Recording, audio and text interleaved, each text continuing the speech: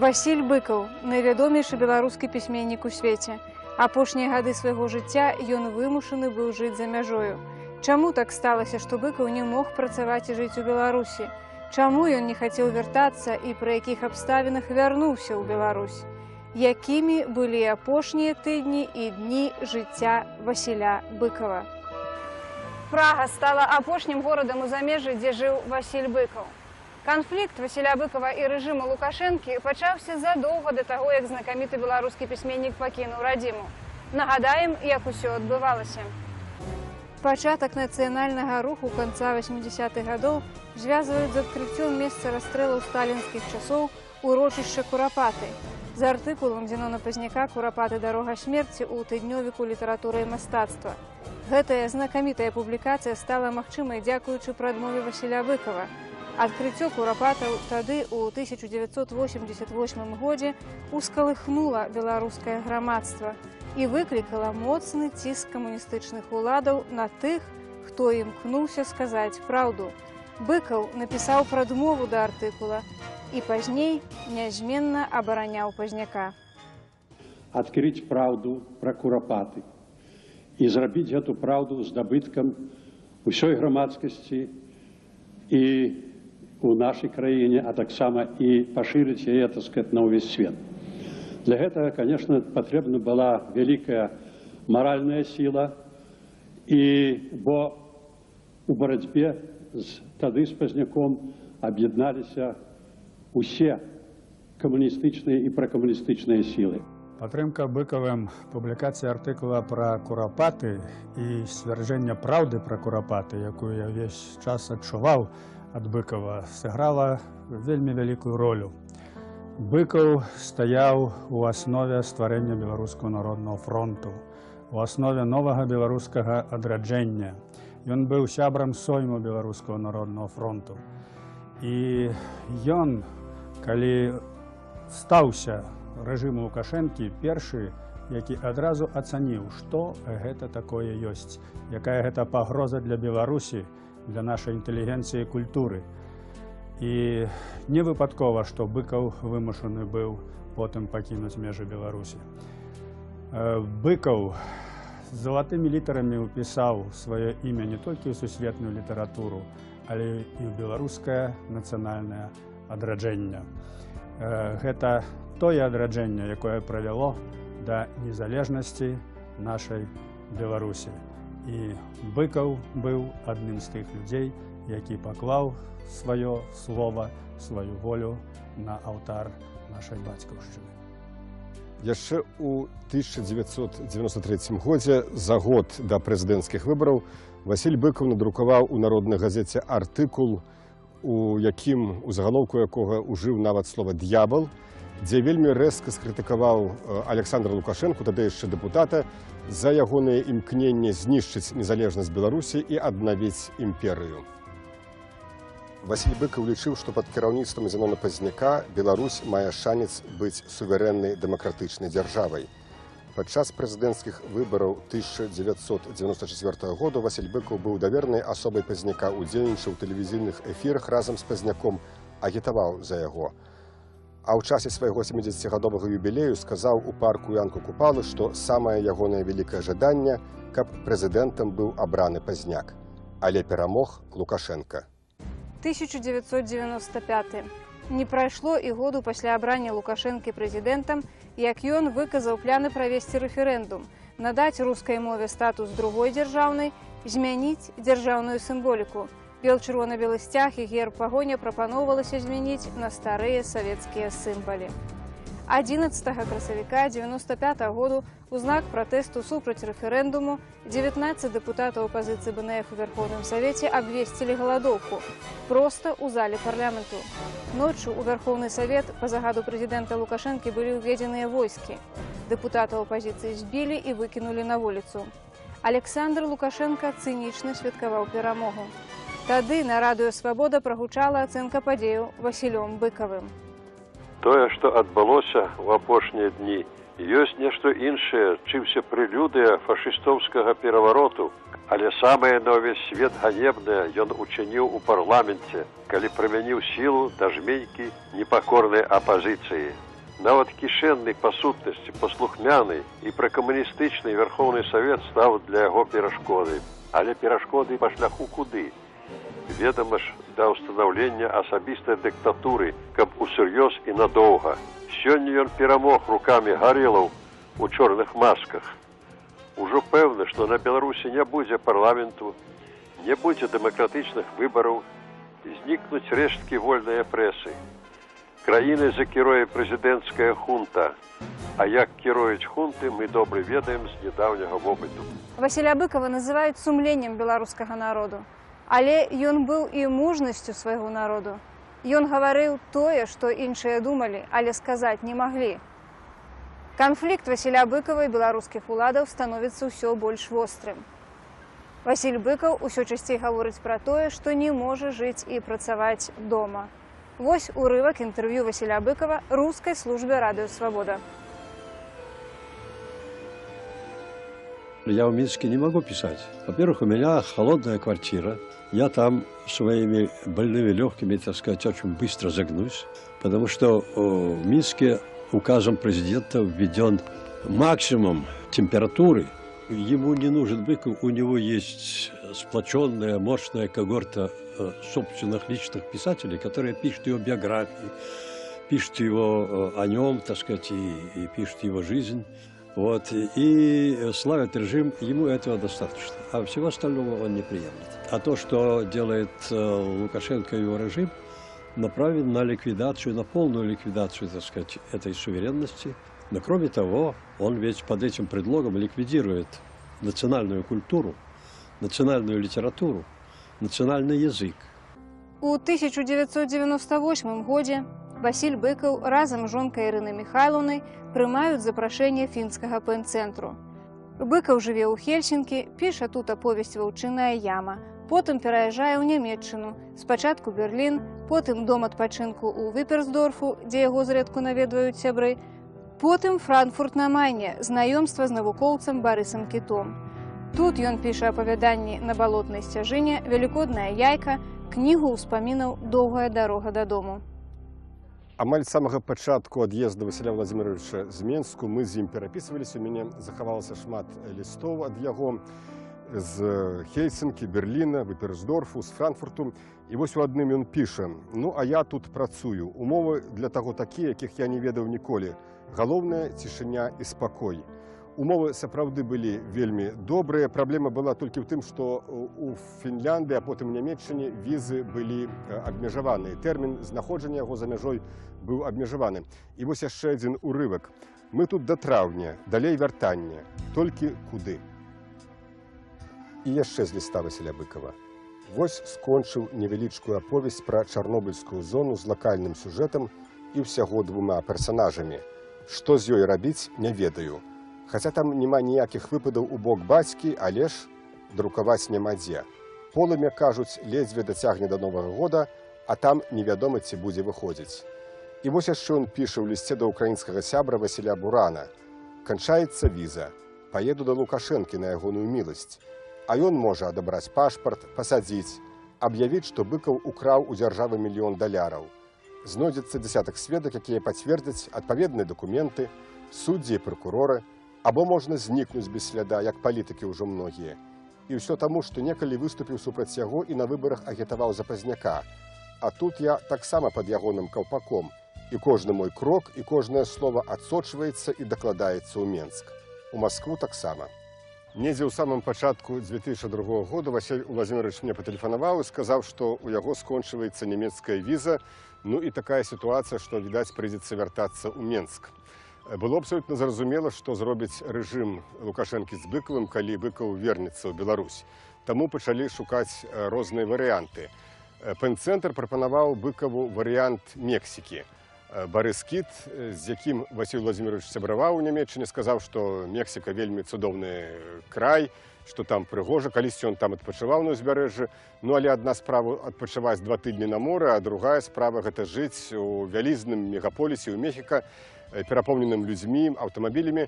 Я патэлефанаваў у Мехіка, спытаўся, які там клімат, і стала зразумела абсалютна, што гэты клімат Быкаву з ягонай астмай ніяк не падыходзіць. Таму пачалі шукаць варыянты іншыя, і тут нашыя чэшскія сябры прапанавалі варыянт Прагі. Такім чынам, 2002 год. Васіль Быкаў ужо некалькі разоў быў у Празе. І горад, і краіна яму падабаліся. У беларусаў у Празе было шмат сяброў, можна было шукаць дапамогі. Пан Василь Быков, což byl Васіль Быкаў быў у Чэшскай Рэспубліцы вядомы як пісьменнік. Уласна, з тых пасляваенных пісьменнікаў ён быў найвядомейшы ў нас. Вельмі шмат людзей яго чыталі, ён быў вельмі папулярны, шмат яго тут перакладалі. Мы яго ўспрымалі як такі сімвал Беларусі, як чалавека, які мог бы для чэшскай грамадскасці Беларусь неяк наблізіць, даць нейкае ўяўленне пра Беларусь. Я спаткаўся з спадаром Быкавым у 2001 годзе, калі мы арганізавалі ягоную сустрэчу з нашым тады прэзідэнтам Вацлавам Гаўлам. Уяўлялі мы сабе гэтую сустрэчу як нешта большае за проста прэстыжную акцыю. Таму што гаворка ішла з аднаго боку пра знакамітага беларускага і ўсесветна знанага пісьменніка, а да таго ж прадстаўніка з тых, хто крытыкуе палітычны рэжым у Беларусі, і з другога боку чэшскага прэзідэнта, таксама вядомага пісьменніка і дысідэнта ў часе былога нашага рэжыму. Так што мы гаварылі, што гэтыя дзве асобы неяк падыходзяць адна да адной, маюць што сказаць адзін аднаму. І спадар Быкаў, і спадар Гавел, і гэта было прыкметна, адзін да аднаго праяўлялі вялікую павагу і сімпатыю, і вельмі ацанілі тое, што могуць сустрэцца. Takže jsme si říkali, že ty dvě osoby k sobě tak nějak patří a mají si co říct a pan Bykov i pan Havel to tak nějak vnímali, bylo na nich vidět, že vlastně jeden vůči tomu druhému chová určitou úctu a vážnost a že si velice cení toho, že se mohou setkat. Já si vzpomínám na Я ўспамінаю пра сваю сустрэчу з ім і пра сваю размову. Гэта быў вельмі інтэлігентны і цікавы чалавек. Вельмі культивований а займавий чоловік.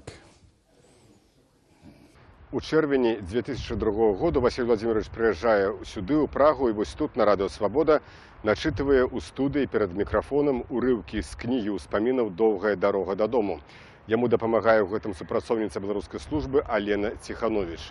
Тады ж ён піша заяву на імя міністра замежных спраў Чэхіі, і чарнавік гэтай заявы ён пакідае ў мяне. У сувязі з тым, што ў Рэспубліцы Беларусь, дзе я нарадзіўся і пражываў да 1999 году, склалася непрыязная для мяне сітуацыя, найперш палітычная, якая не дае магчымасці для маёй прафесійнай літаратурнай дзейнасці і нармальнага існавання, прашу ўрад Чэшскай Рэспублікі прадоставіць мне права пражывання ў Чэхіі. Разам са мной знаходзіцца жонка Быкава Ірына, якая далучаецца да маёй просьбы. З павагай, Васіль Быкаў. Прэзідэнт Чэхіі Вацлаў Гавел звярнуўся з адмысловаю просьбаю да ўрадавых установаў даць беларускаму пісьменніку Васілю Быкаву права сталага жыхарства ў Чэхіі. Празкія сябры сталі актыўна афармляць дакументы. В законе была можливість власне У законе была магчымасць аформіць сталае жыхарства з гуманітарных прычынаў. Менавіта таму, што нам удалося займець падтрымку прэзідэнта Вацлава Гаўла, мы звярнуліся з просьбаю даць сталае жыхарства. І гэтае сталае жыхарства спадару Быкаву і ягонай жонцы было дадзенае. Быкавові а яго пані быў удзелены. У снежні 2002 году чэшскія дакументы Быкавых былі гатовыя.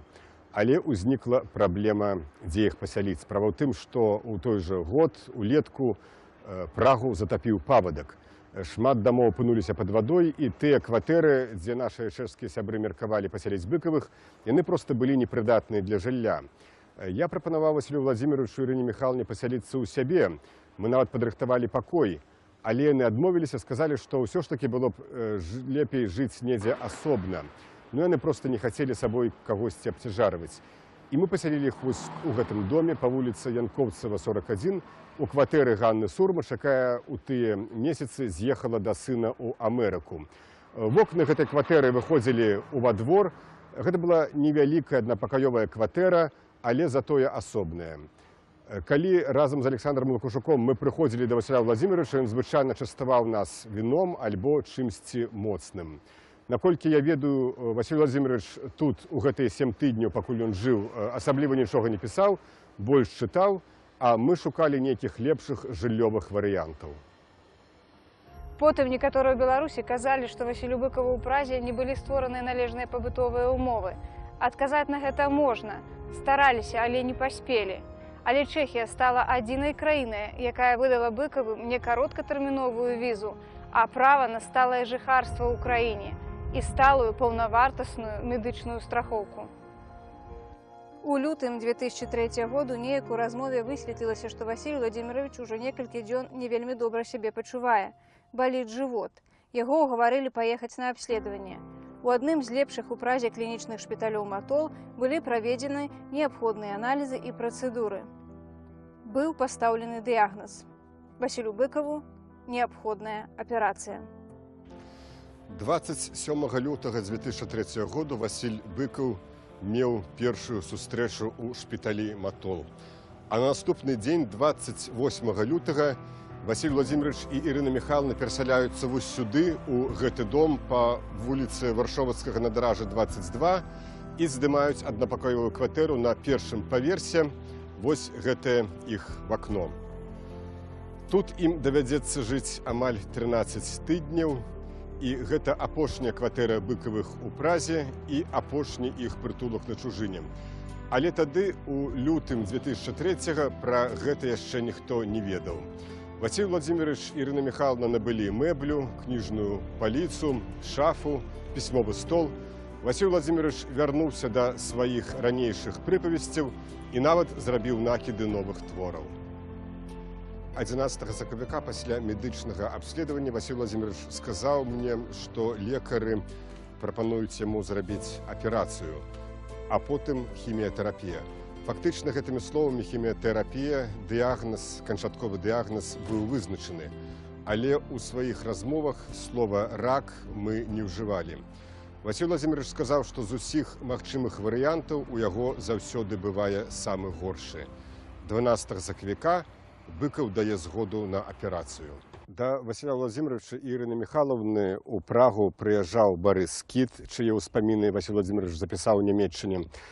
Тут наведавалі яго празскія беларусы Віталь Тарас жонка, Александр Лукашук, Сергей Абламейка, Ілля Глыбоўскі, Владзіслаў Яндзюк. Прыходзіў на кватэру Сяржук Соколов-Воюш і прыносіў яму кніжкі, якія выдавала беларуская дыяспара. Дарэчы, Васіля Владзіміровича вельмі цікавілі фрагменты беларускай гісторыі, якія і ў савецкай Беларусі, ды і ў сучаснай застаюцца белымі плямамі. І вось аднойчы ён з часопіса «Беларускія ведамасці», які ў Варшаве выдае Зенон Пазняк, выразаў фотаздымак сакратарыята Беларускай Народнай Рэспублікі, заснавальнікаў Беларускай Народнай Рэспублікі, наклеіў на картонку і гэты фотаздымак паставіў на паліцы. Ён заўсёды апошнія тыдні быў перад ім. 23 сакавіка 2003 году беларусы і Чэхіі святкавалі ўгодкі Беларускай Народнай Рэспублікі. На святкаванне прыляцела з Канады старшыня Рады МНР Івонка Сурвіла. У Празе у люстраной зале Клементінума прайшла святочная імпрэза. Васіль Быкаў выступіў з прамовай. Як аказалася, гэта быў апошні публічны выступ Васіля Быкава. Дарагія беларусы, шаноўныя нашы госці, 85 гадоў таму беларусы здзейснілі цуд. Не, яны не панішчылі ворагаў, не вызвалілі краіну, не дамагліся свабоды, але іх подзвіг будзе адзначаны яшчэ доўга, можа быць, да канца стагоддзя.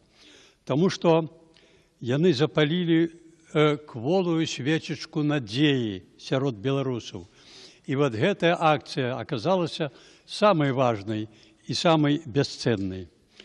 Пры яе сціплым святле яны як маглі і змагаліся з бальшавіцкай навалай, з фашыстоўскай акупацыяй, з роспаччу і паняверкай, што за стагоддзі укараніліся ў гаротным народзе. Мы усцешаны, што гэтая свечачка гарыць і дасюль, і хоць яе зыркі агеньчык слаба свеціць, часам капціць і не грэе, але ён дае спадзяванак шмат якім пакаленням беларусаў на святло і цяпло, на свой дом і сваю сям'ю. Тое, без чаго ў гэтым драпежным свеце нікому няма і не будзе жыцця. Дык няхай яна гарыць, наша кволая спадзяванка, якую мы песцім і тулім, ашчаджаем і беражэм, як лепшыя з беларусаў яе бераглі да нас, з думкай, а раптам прыйдзе час, і яна ўспыхне сонечным ззяннем, калі надарыцца спрыяльны для таго час. Бо калі не будзе таго, хай сабе слабога агеньчыку не ўспыхне нічога, і для нас настане вечная ноч. Але мы не хочам вечнай начы, мы Божае стварэнне, людзі, і маем права на боскую долю. Памажы нам, Господь, і жыве Беларусь. На наступны дзень пасля ўрачыстасці Быкавых наведала Івонка Сурвіла. My z Siergiejem Nawumczykiem poszli jego odwiedzać w jego maleńkim pomieszkaniu u Prazie. I on wielmi cudownie nas przyjął, nie licząc na to, że już był wielmi chory i na pewno przeżywał to. I on i jego żonka tak samo, gospodarnia Irina, oboje starali się, aby my czuli się dobrze, aby my nie sumowali. I nas na ogół był cudownym gospodarzem, nas обовязково хотел запросить на обед. Пошли мы у китайский ресторан, съели разом. Як завжди показав, який він чудовний чоловік, вітливий, добрий. І особливо, як моцно старався, щоб ми були щасливі. 27 сакавіка Васілю Быкаву ў шпіталі Матол была зроблена аперацыя. Яна прайшла паспяхова. Рабіў яе знакаміты чэшскі хірург доктар Павка, які апераваў і Вацлава Гавала. Васіль Владзімірович быў квёлы, але стараўся паказаць, што адчувае сябе лепей. Гаварыў, што Матол – гэта фабрыка здароўя, але хутчэй хацеў бы дадому. 9 красавіка яго выпісалі са шпіталя. Васіль Владзімірович пачуваў сябе даволі слабым. Яго нудзіла падчас курсу хіміятэрапіі, але ад запросінаў пагуляць па Празе, калі фізічна гэта мог рабіць, звычайна не адмаўляўся.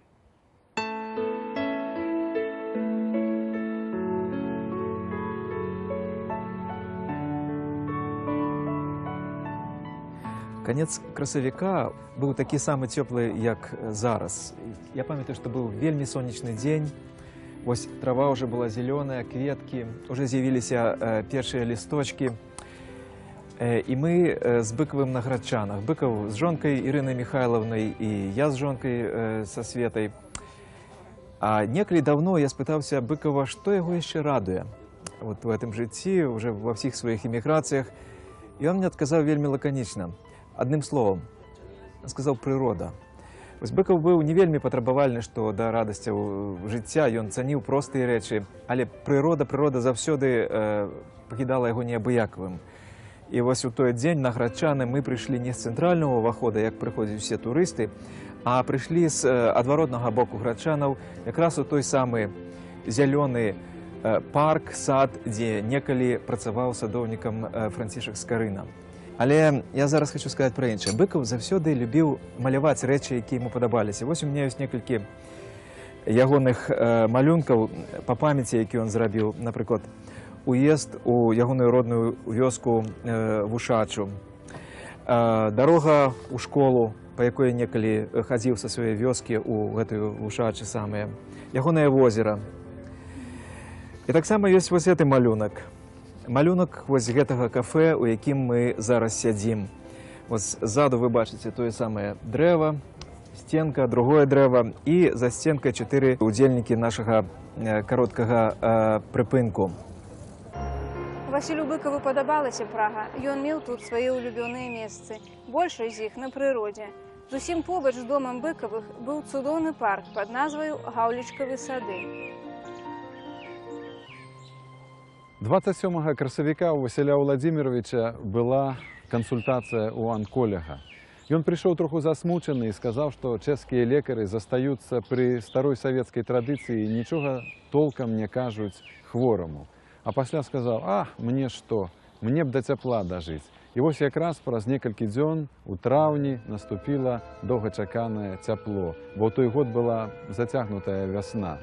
І гэта быў вялікі шанцунак, што якраз побач з кватэрай, якая Быкавым не надта падабалася, былі вось гэтыя гаўлічкавыя сады. Гэта пачатак, цэнтральная алея, сады ідуць пасля. І Васіль Владимирович у працягу траўня праводзіў тут вельмі шмат часу.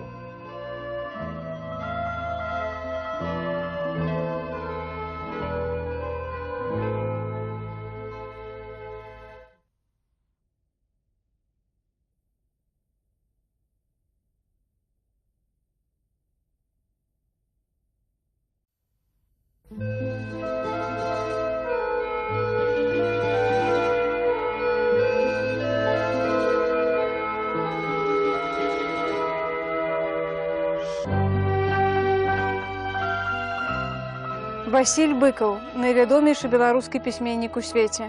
Апошнія гады свайго жыцця ён вымушаны быў жыць за мяжою. Чаму так сталася, што Быкаў не мог працаваць і жыць у Беларусі? Чаму ён не хацеў вяртацца і пры якіх абставінах вярнуўся ў Беларусь? Якімі былі апошнія тыдні і дні жыцця Васіля Быкава? Мы сабраліся ў Галі і Сергея Навумчыкаў дома і, абмеркаваўшы сітуацыю, вырашылі, што мусім памагчы Быкавым. Паколькі яны людзі не маладыя, у Празе нядаўна яшчэ не арганізавалі свой быт, мы павінны памагчы неяк з харчаваннем, бо пасля аперацыі чалавеку патрэбная дыета, дыетычнае харчаванне. І вось Галя Навумчык і мая Вольга пачалі па чарзе гатаваць для Васіля Владимировича дыетычныя абеды. І мы вазілі яму іх увесь красавік і частку траўня да яго ад'езду ў Менск. 13 красавіка разам з жонкай і дачкой мы наведалі Васіля Владимировича Ірыну Михайловну. Жонка прыгатавала нейкія дыетычныя стравы. Так аказалася, што ў той дзень я здымаў на відэа дачку, і мяне з сабой была відэакамера, і я уключыў відэакамеру на некалькі секундаў. Атрымалася, што, відаць, гэта самы апошні відэазапіс Васіля Владимировича.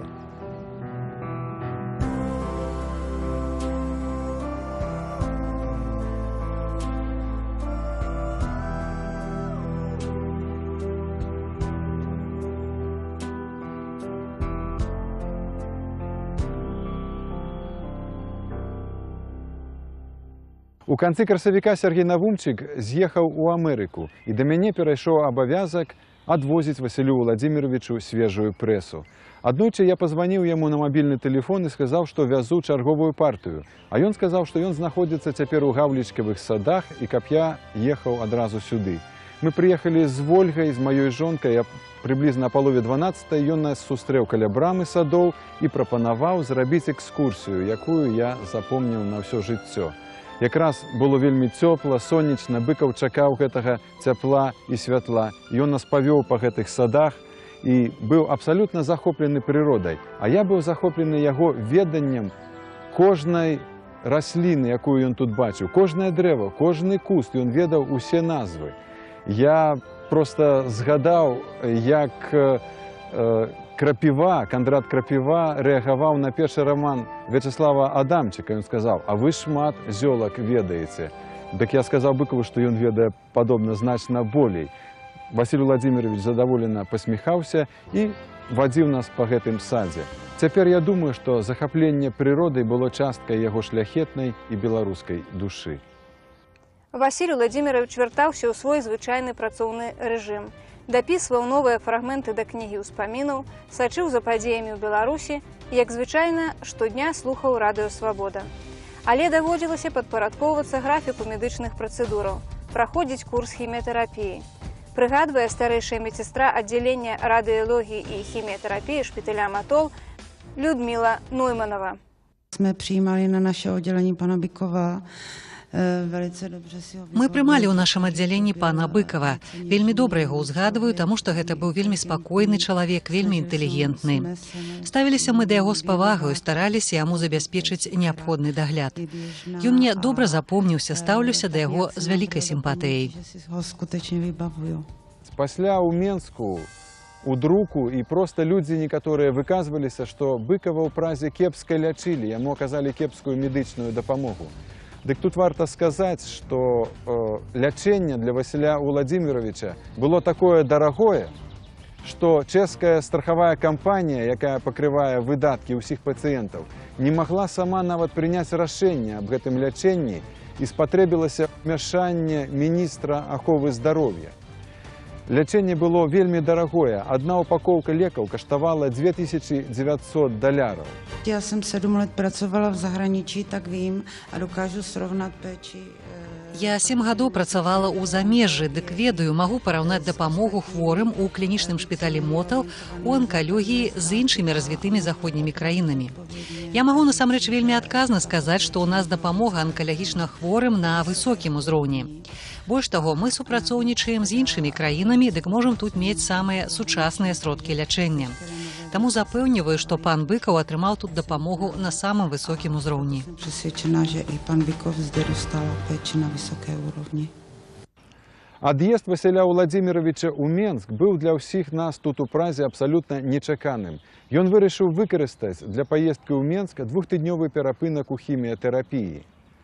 Адпаведна, праз 2 тыдні ён збіраўся вярнуцца. Недзе ў 20-х чыслах траўня я з Нью-Йорку патэлефанаваў Быкаву ў Прагу і кажу, што вось праз некалькі дзён вяртаюся ў Чэхію. Ён кажа, ну цудоўна, значыць, у чэрвені пабачымся. Я кажу, як у чэрвені? А я вось еду ў Менск. Як у Менск? Ну вось мы з Ірынай Міхайлаўнай едзем на пару тыдняў у Менск, 6 чэрвеня вяртаемся, взялі ўжо зваротныя квіткі. Такая паездка для мяне, ну і не толькі для мяне, была абсалютна нечаканай. Дарэчы, чэшскія лекары не раілі Быкаву, зважаючы на стан ягонага здароўя, пасляаперацыйны стан, ляцець самалётам. Раілі, калі ўжо ехаць, дык ехаць цягніком. Ну, але Быкавы паляцелі самалётам. Ён паляцеў старэнькім самалётам Як-40. Гэта вельмі стары самалёт і вельмі такую траску цяжка перанесці нават здароваму чалавеку. А ён быў хворы. І калі Васіль Владзімірович выйшаў у аэрапорт, ён згубіў прытомнасць. Быкавы прыехалі ў сваю менскую кватэру ў доме нумар 10 на Танкавай. Яны збіраліся вяртацца ў Прагу. Чаму ж прыйшлося змяніць планы? Пасля таго, як Быкавы атрымалі сталы побыт у Чэхіі, узнікла нечаканая праблема, сканчалася дзеянне пашпарта Ірыны Міхайлаўны. І вось жа, каб атрымаць новы пашпарт, трэба было стаць на ўлік у беларускай амбасадзе. І я дапамагаў Быкавым зрабіць гэта. Я іх звазіў у консульскі аддзел беларускай амбасады, які якраз тады, ў 2003 годзе, месціўся непадалёку адсюль. У гэтым раёне Прагі справа ў тым, што пасля паводкі сталы будынак беларускай амбасады не функцыянаваў, і яны арендавалі месца ў расійскай амбасадзе. І вось на маіх вачах консул Андрей Воловик даў ім запоўніць формы. Яны запоўнілі формы, і консул сказаў, што з тае прычыны, што Быкавы маюць дазвол на сталае пражыванне ў Празе, яны маюць права на атрыманне пашпарта новага, замену пашпарта тут, у Чэхіі, ён будзе выдадзены. І сваім рашэннем, як жэст добрай волі, консул таксама вызваліў Быкавых ад нават аплаты консульскага збору.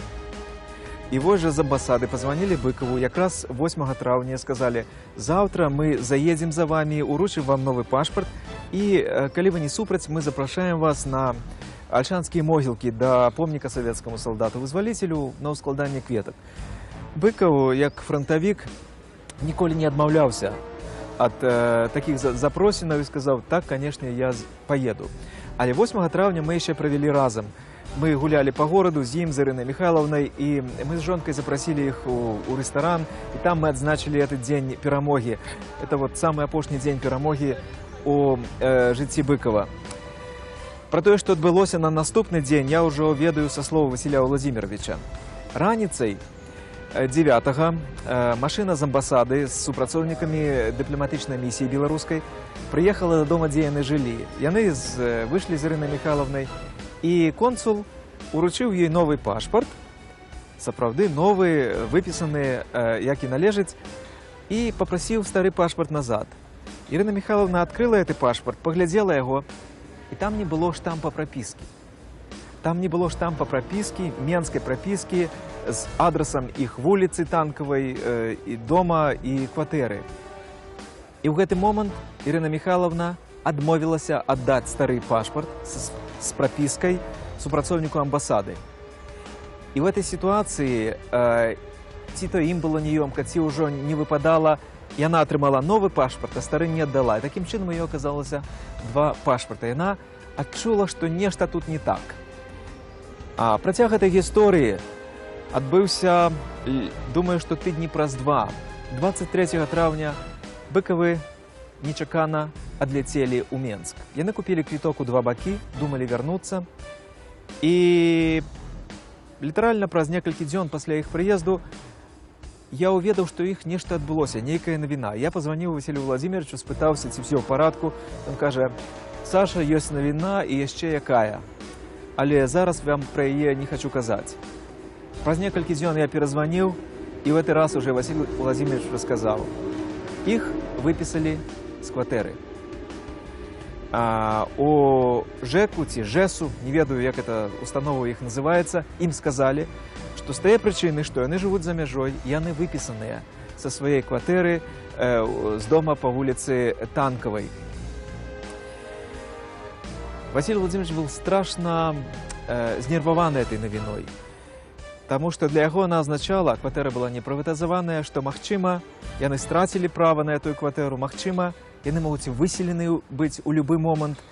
І ад беларускай улады ён спадзяваўся, што гэта можа быць. Я таксама быў вельмі моцна здзіўлены і ўражаны гэтым. Я пазваніў у беларускую амбасаду чалавеку, які займаў тады пасаду дарадцы, яго прозвішча Казлоў. Ён неаднаразова прыходзіў на розныя імпрэзы, якія лазіла дыпламатычная супольнасць у Празе разам з удзелам Радыё Свабода. Я яго ведаў па гэтых сустрэчах і расказаў все, што зроблена, і сказаў, што в этой сітуацыі беларуская амбасада выглядае вельмі непрыгожа.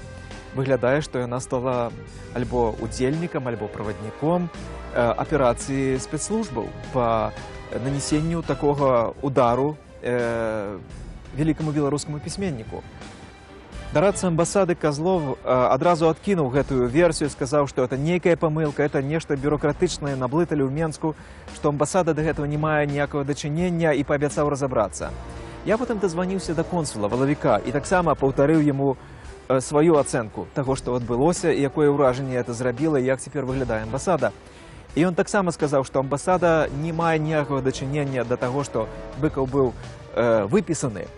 І таксама паабяцаў праз каналы Міністэрства замежных справаў зрабіць даведкі і зрабіць все магчымае, каб паправіць эту сітуацыю.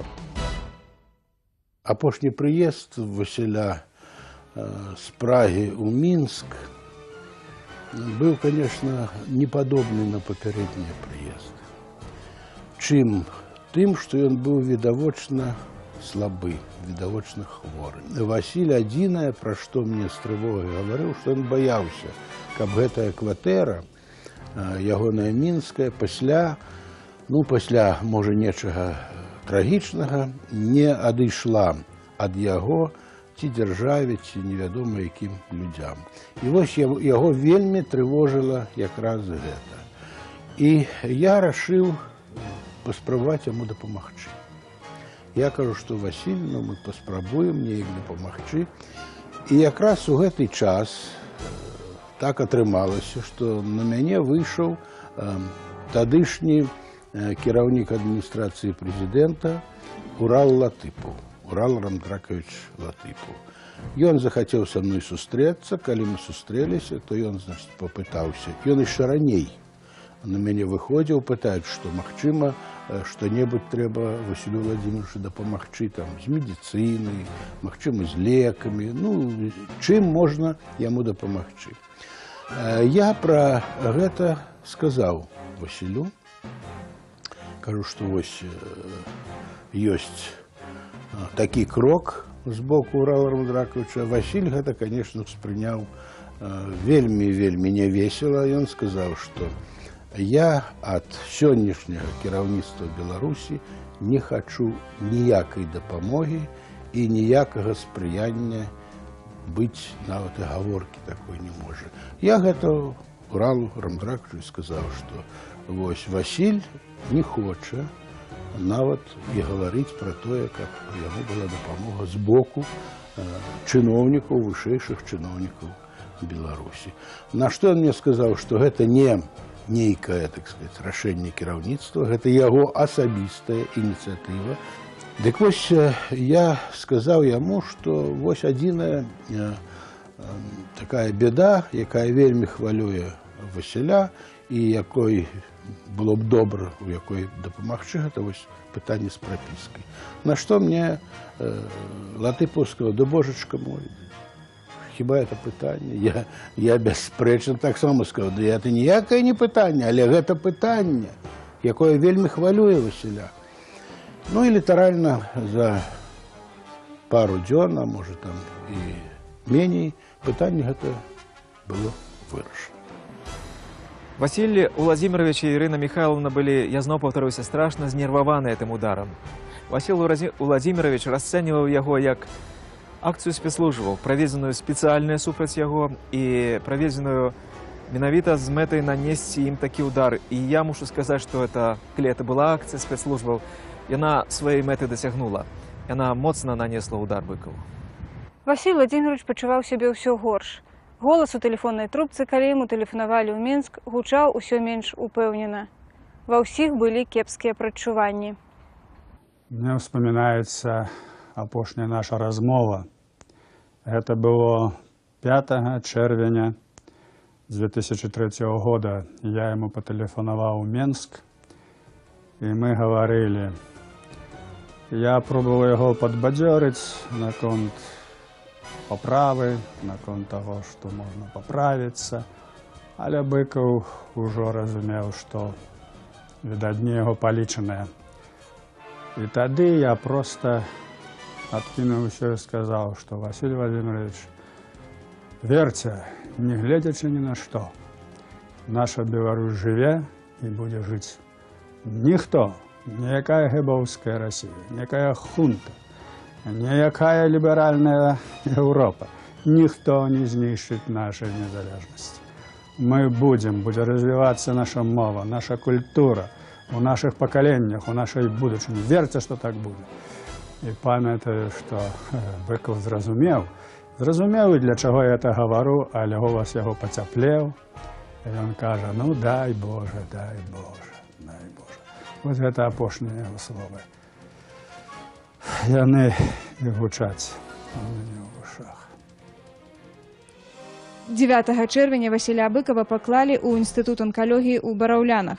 Тут ён 19 чэрвеня сустрэў і свой апошні дзень нараджэння.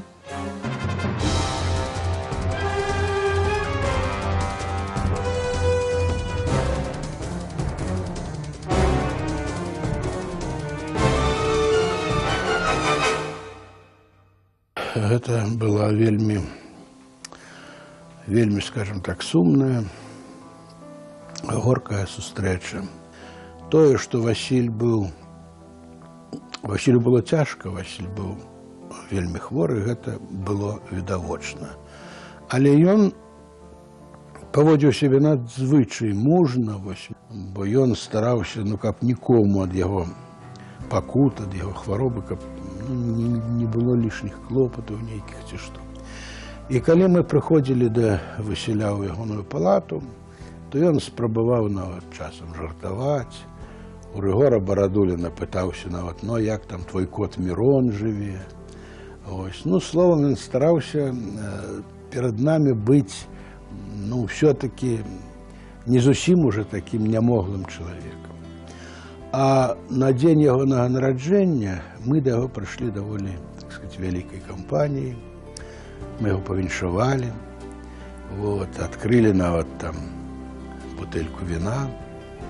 Ён, конечно, з намі уже выпіць не змог. Ён лежаў, ён уже не мог падымацца, ён лежаў.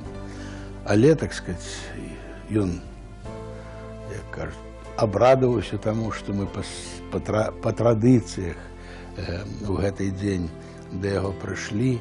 Дарэчы, тады Сергей Шапран на всякий выпадак узяў з сабой фотоапарат. Ён добрый фотомайстра.